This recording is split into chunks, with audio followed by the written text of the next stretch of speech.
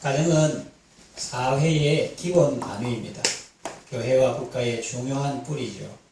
가정이 행복할 때 교회가 행복하고 가정이 건강할 때 나라가 부강해지는 것입니다. 그런데 우리 사회에서 가정의 위상은 어떻습니까? 위기를 맞고 있습니다. 오늘날 가정의 중요성이 부각되고 있는 것은 여기 가도 가정 또 방송에도 TV에도 가정 하는 것은 그만큼 가정이 중요하다는 의미도 있지만 이 시대에 들어와서 가정이 위기를 맞았다. 그걸 살려보려고 그렇게 노력한다 하는 것을 볼 수 있는 반증이라고 할 수 있습니다. 하나님께서는 가정을 소중히 여기십니다. 우리의 가정이 다 건강하고 행복한 가정이 되기를 원하십니다. 이제 본문을 근거로 하나님의 말씀을 전할 때 가정을 세우는 4가지 기둥이라는 제목으로 말씀드리겠습니다. 첫째는 사랑입니다. 남편들에게 아내를 사랑할 것을 면하고 있습니다. 그리스도께서 교회를 위하여 자신을 주신 것처럼 하라고 하십니다. 예수님께서 나를 위해서 자신을 주셨습니다. 그때 나는 선인이 아니고 의인은 더더욱 아니었습니다. 좋은 사람도 아니고 옳은 사람은 더더욱 아니었다는 거예요. 죄인이었습니다. 그런데도 예수님은 나를 위하여, 교회를 위하여 좀 놀고 그 교회가 바로 내니까 나를 위하여 자신의 목숨을 버리기까지 사랑하셨습니다. 아내가 얼굴이 예쁘거나 마음씨가 곱거나 음식 솜씨가 좋거나 상냥하고 친절해서 그 남편이 사랑스럽게 볼 수 있습니다. 그래서 사랑하는 것은 조건적인 사랑입니다. 설령 그렇지 않다고 해도 사랑하는 것은 무조건적인 사랑입니다. 예수님은 우리가 죄인 되었을 때 우리를 대신하여 죽으심으로 우리에 대한 사랑을 확실히 나타내셨습니다. 남편들도 자기 아내를 그와 같이 사랑하라고 하십니다. 사랑하라. 이것이 남편에게만 해당되는 말일까요? 그렇지 않습니다. 모든 가족 구성원들에게 다 해당되는 말입니다. 다만 남편에게 특별히 강조해서 말씀하신 것뿐입니다. 그러니 아내도 남편을 사랑해야 합니다. 부모는 자녀를 사랑하고 자녀도 부모를 사랑해야 합니다. 가족 간에 사랑이 없으면 가정은 건강하게 세워질 수 없습니다.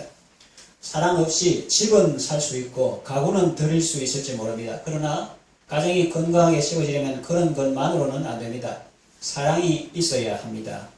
많은 사람들이 서로 사랑한다고 하면서 결혼합니다. 그러나 끝까지 그렇게 살지 못하고 중간에 헤어지는 경우도 있습니다. 왜 그럴까요? 참 사랑이 아니기 때문입니다. 에로스, 필로스, 스톨케도 좋지만 그것만으로는 오래 못 갑니다. 부족해요.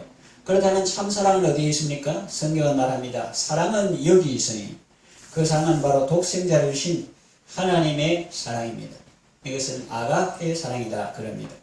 하나님의 사랑이 인간 사랑을 가능하게 하는 것입니다.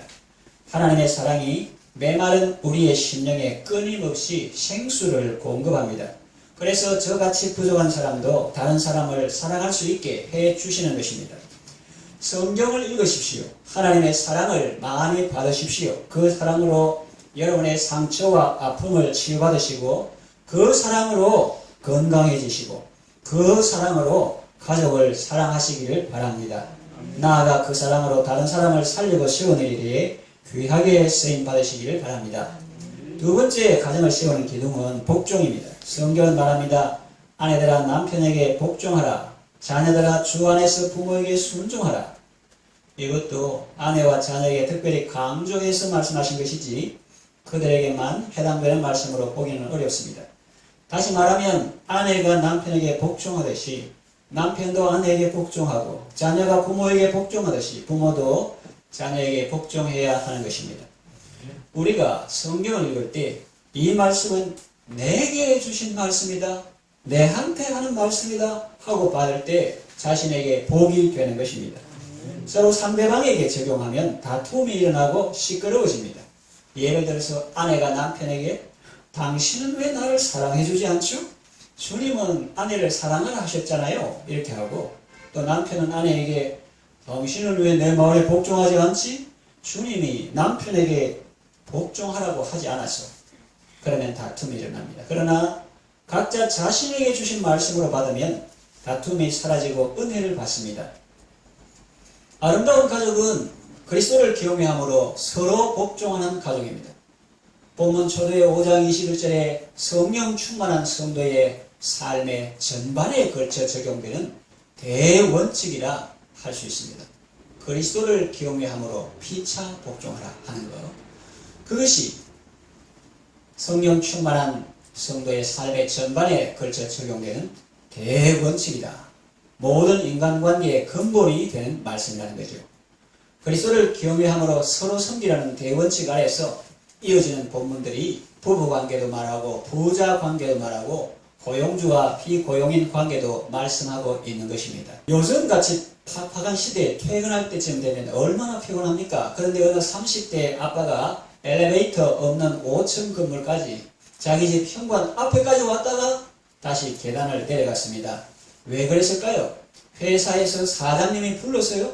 아닙니다. 그러면 안 갔을 것입니다. 그럼 왜 다시 계단 올려와서 다시 내려갔습니까?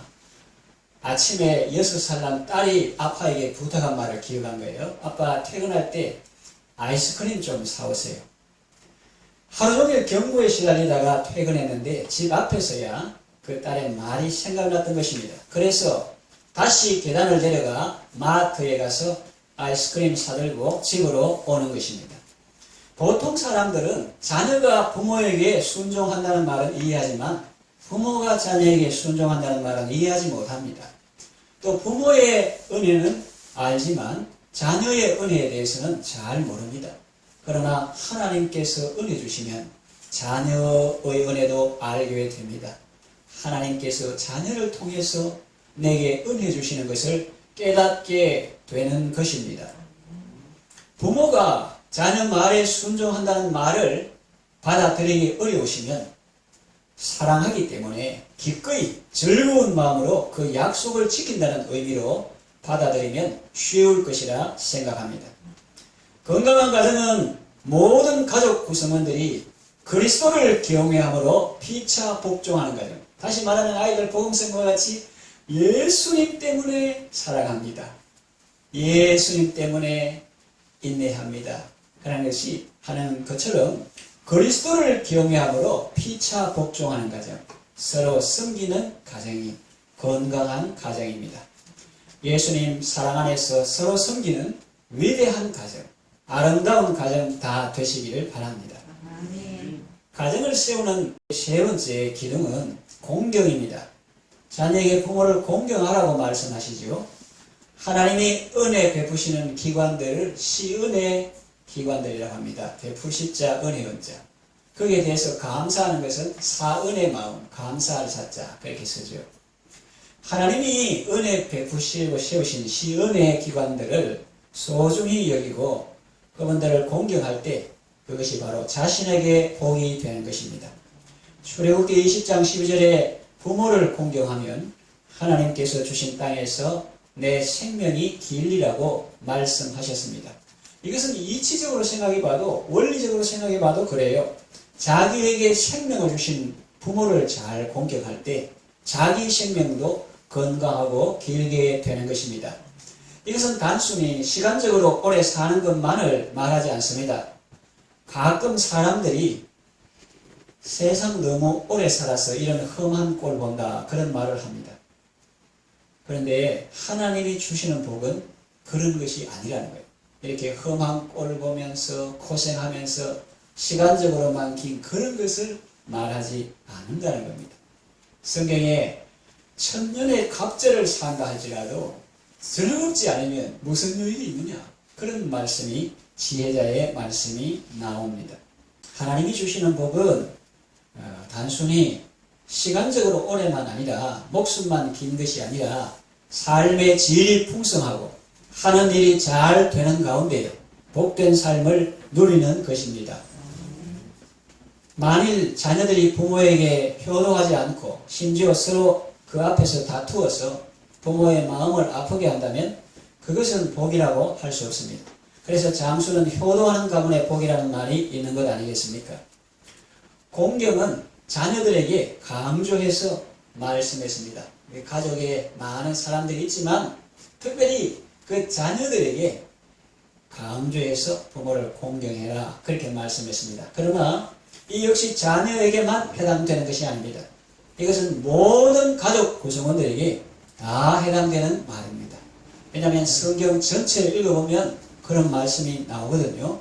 로마서 12장 10절에 형제를 사랑하여 서로 우애하고 존경하기를 서로 먼저 하며 있고, 베드로전서 2장 17절에는 정말 놀라운 말씀이 나옵니다. 무사람을 공경하며 그랬어요. 무사람을 공경해야 했거든요. 무사람을 공경하며 형제를 사랑하며 하나님을 두려워하며 왕을 존대하라, 이렇게 말씀했습니다. 그래서 특히 자녀에게 강조해서 하신 말씀이지만은 자녀뿐만 아니라 모든 가족 구성원들이 서로를 존귀히 여기고 높여주는 아름다운 가정 되시기를 바랍니다. 가정을 세우는 네 번째 기둥은 믿음입니다. 이것은 앞에서 말한 덕목들의 큰 전제가 되는 것입니다. 믿음이 있을 때 앞에서 말한 덕목들의 진가를 봐야 합니다. 주 안에서 우리가 진정으로 사랑할 수 있고, 예수님 안에서 우리가 진정으로 복종할 수 있고, 주 안에서 진정으로 부모를 공경할 수 있는 것입니다. 예수님은 남편들에게 아내를 사랑할 수 있는 힘을 주시고, 자녀들이 부모에게 순종할 수 있는 힘을 주시고, 자녀들이 진정으로 부모를 공경할 수 있게 해 주시는 분입니다. 미국의 젊은 아저씨가 젊은 날에 혈기방장할 때 사랑하는 예쁜 자기 아내와 그 젊은 아들을 버리고 내팽개치고 가정을 버리고 저 라스베가스 환락의 도시 가가지고 마음껏 놀고 탕진하고 돈 다 쓰고 페인이 돼가지고 저 캘리포니아에 갔다 놀다가 죽었다. 이 사람 신혼 일인데 집에 연락이 왔습니다. 장례를 치를 것인가? 우리가 그냥 처리해볼까? 이러니까 가족 회의를 했는데, 동생들은 전부 다 아버지랑 가지도 않아요. 이 사람이 우리 엄마 그렇게 고생시키고 버리고 가고, 우리가 아버지 없는 자식으로 얼마나 고생했는데 이제 와서 더 자기가 나타난 건 아니지, 죽었으니까. 그러나 이제 연락이 왔다는 말이에요. 그래가지고 우리가 왜 이 사람 장례를 치러야 돼요? 그런데 형님이 아무 말 안 하고 그 장례를 잘 치렀습니다. 잘 치르고 이제 조용한 시간에 동생들이 물어봤죠. 형님은 안 억울합니까? 우리가 그 사람 때문에 이렇게 고생하고 이랬는데 그 왜 장례를 치러줬는데 왜 그랬습니까? 하니까 형님이 말 길게 안 했어요. 근데 성경을 읽다 보니까 성경에 내 부모를 공경하라 이런 말이 있지 어떤 부모 이런 말은 없더라 하는 거예요. 할렐루야. 그러니까 아멘 사람도 예수님 덕을 보고 있는 거예요. 그게 몰라서 그렇지. 그래서 무슨 말이냐면 이 예수님이 자녀들이 주 안에서 부모를 공경할 수 있게 도와주시는 거예요. 또 아내들이 남편이 인간적으로 마음에 안 들지만 순종하고 공경할 수 있도록 도와주시는 거예요. 그 남편들도 아내가 때로는 마음에 안 들 수도 있지만 그리스도가 교회에 자신을 주실 때 어디 조건 따지고 줬냐? 뭐 의인이거나 선인이거나 그런 것이 아니고 죄인일 때 줬지 않느냐. 이래가지고 예수님께서 그 남편들을 하여 그 아내를 사랑하게 하시는 것입니다. 자녀가 믿음의 배우자를 만나도록 여러분들도 기도하시길 바랍니다. 방금 이야기했잖아요. 예수님이 얼마나 좋은 분인지. 남자가 키가 크고 인물도 잘 생기고 직장도 번듯하고 힘도 세고 매너가 있고 예절이 바르고 유머까지 있으면 누구나 다 좋아합니다. 여성도 얼굴이 예쁘고 마음씨도 곱고 요리 솜씨도 좋다면 사람들이 좋아합니다. 그러나 신앙이 없다면 아직 아닙니다. 물론 사미다가 전도해서 평소에 안 하다가 꼭 그거 할 때도 전도한다는 거. 전도해서 예수 믿게 하면 되지 않느냐는 생각도 할 수 있습니다. 그러나 여러분, 결혼은 전도가 아닙니다. 따라합시다. 결혼은 전도가 아니다. 구제도 아닙니다. 결혼은 구제하는 게 아니라 결혼은 봉사하는 것도 아닙니다. 결혼은 결혼입니다. 하나님과 사람 앞에서 맺는 언약입니다. 그렇다면 거기에 해당되는 말씀을 보아야죠. 성경 읽을 때 뭐 구제, 뭐 봉사, 사역 이런 데에 해당되는 말씀이 아니라 결혼하기 전에는 결혼에 해당하는 말씀을 보아야 되는 것입니다. 거기 뭐라고 어떤 말씀이 성경에 많이 나와요. 창세기 보면은 하나님의 아들들이 사람의 딸들의 아름다움을 보고 자기들이 좋아하는 모든 죄로 아내를 삼는 죄를 했는데 홍수 심판 전에 사람들의 모습입니다. 이 짧은 말 속에 여러 가지가 들어있어요. 하나님의 아들들이 하나님의 딸들을 자녀들을 보아야 되는데 이 하나님의 아들들은 사람의 딸들 아멘 사람을 보고 아름다움을 보고 자기들이 좋아하는 하나님 기준이 아니에요. 하나님 기뻐하시는 자로 아내를 삼아 되지 않고 자기들이 좋아하는 모든 자로 아내를 삼아. 이걸 일부 일처도 아니야. 모든 자로 일부 다처. 그 심판 전에 이런 현상이 있었다는 거예요. 하나님의 아들들이 하나님 보지 않고 사람의 딸들의 아름다움을 보고 자기들이 좋아하는 모든 자로 아내를 삼는 자. 이게 심판 전의 사람들의 모습입니다. 또 좀 시간이 지난 다음에 에스라는 사람이 있는데 이삭의 그 쌍둥이 아들 중에 하나는 에스고 하나는 야곱인데 에스가 하나님을 모르는 이방 여인들과 결혼했는데 그들이 이삭과 리브가의 마음에 근심이 되었다고 성경은 말합니다. 솔로몬은 참 지혜로운 왕이었는데 이방 여인들과 결혼해서 그들의 우상을 도입하고 그들의 풍속을 따르다가 결국 망하지 않았습니까? 뭐 처음부터 탁 우당탕하며 들어왔겠어요? 낙타가 텐트 속에 들어오는 것처럼 그렇게 했죠. 처음에는 우상 금지 강하게 말하니까 여성들이 눈물을 흘리면서 빌면서 내가 드러내놓고는 안 할 테니까 내 방에서 그냥 내 집 화장대 안에만 살짝 넣어놓을 테니까 우상 요 조그마한 거 좀 들어오면 안 되겠다 이런 식으로 낙타가 추운데 바깥에서 이제 콧등만 넣는다 하다가 나중에는 머리통까지 넣고 그 다음 앞발까지 넣고 나중에는 어떻게 합니까? 주인을 차서 내보낸 거예요. 예. 그런 것처럼. 그래서 이 솔로몬은 그 우상을 도입하고 그들의 풍속을 따라다가 결국 망하지 않았습니까? 신약 성경에도 믿음의 가정을 이루는 것을 강조하고 있습니다. 너는 믿지 않은 자와 멍해를 같이 하지 말라 그랬어요. 이것은 안 믿는 사람들을 무시하거나 차별하는 말씀이 아닙니다. 이것은 사람을 사랑하시고 배려해서 하시는 말씀입니다.